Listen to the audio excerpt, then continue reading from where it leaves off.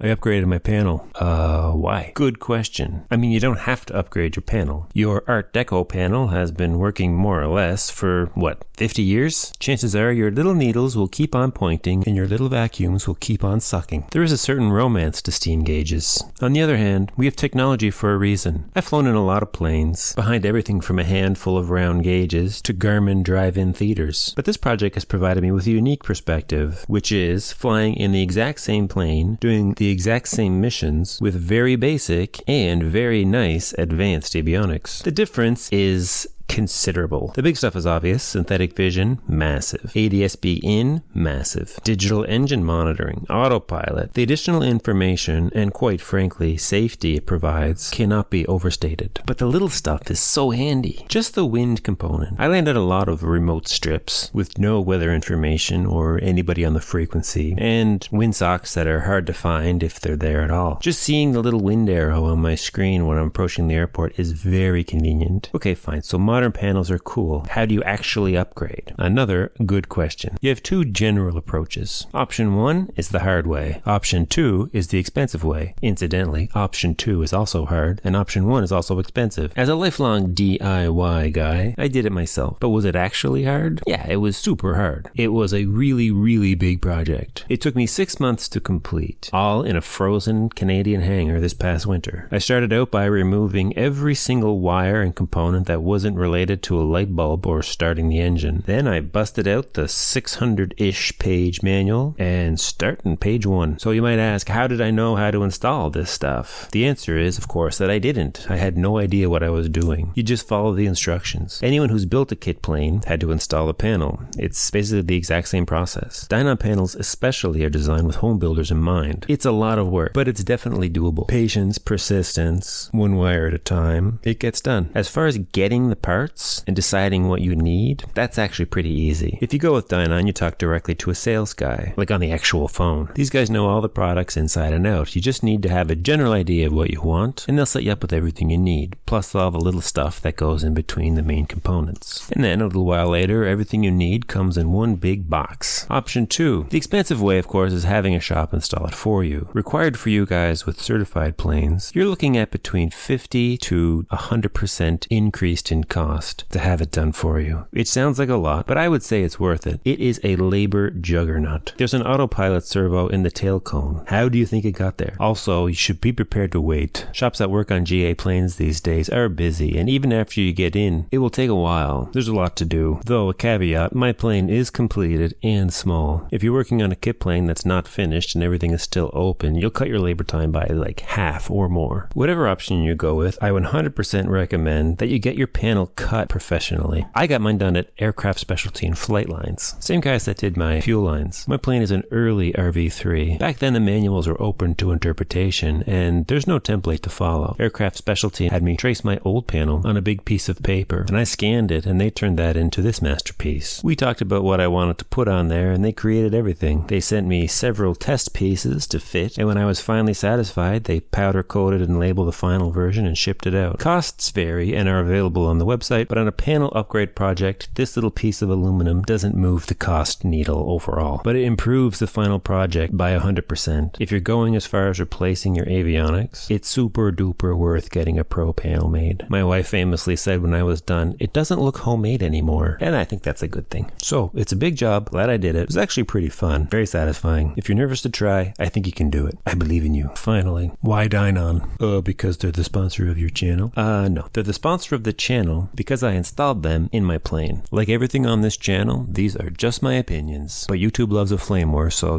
help yourself. So I replaced everything. And I also added a bunch of stuff I never had before. And I wanted to get everything on my wish list from one company. That cut the options down to 2, Dynon and Garmin. In order of significance to me as to how I came to pick Dynon, well, here it is. First, cost. It's significant. Here's all the main components I got from Dynon. The Garmin versions are all a little more expensive, except for a few, which are a lot more expensive. expensive. And when you order everything, it does add up. Number 2, hardware. Right now, Dynon stuff is nicer. My panel is small. I wanted 2 screens. Dynon and Garmin each offer a 7-inch screen, but look at them. Dynon's is all metal, has a very small footprint compared to the actual screen size. Not a lot of big plastic bands around. I didn't particularly care for the vertical orientation or the really wide bevels. Also, the control heads of Garmin's other components are quite big. Dynon's are small, and they all come in either a vertical or horizontal orientation. Space is obviously a huge factor for me, so that's another point for Dynon. As for functionality, they're the same. In fact, to drive that point home, I reversed these. Could you tell? I've used both. From a look and feel perspective, they each have their own flavor, but underneath it's the same functionality, and probably always will be the case, because there's nothing proprietary going on here. Now, obviously, if one of these companies has a good idea and implements it into their screen, the other one just does the same thing. There's really nothing to stop them from doing that. So the actual software is just flavor, in my opinion. Now, obviously, Garmin's catalog is vast by comparison to Dynon, but none of that is going into my RV, sadly, so it doesn't really matter for my purpose. Speaking of vast, and the last of my priorities of why I chose Dynon over Garmin, is that they're a bit of a David and Goliath story. Dynon is a private US-based company that makes its products in the USA. Garmin is a faceless corporation, primarily owned by BlackRock. I'm not exactly sure where they make their products, but if you're ever in Taiwan, you can stop by their Asian headquarters and ask. I'll wrap it up. Upgrading your panel is a very big job. I think it's worth it. From what I can tell, if you do all the work yourself, the cost is almost directly added to the value of your plane. Almost, and usually. Labor costs are gone forever. From a quality support and resale perspective, I would stick with Dynon and Garmin. Like I said, I chose Dynon because it's less expensive, it was easier to install, with the manuals being written for home builders from the start, and because their hardware is better suited for my particular application. If I was replacing the panel in my Citation jet, the scales probably would have looked a lot different. And really, who doesn't root for the underdog?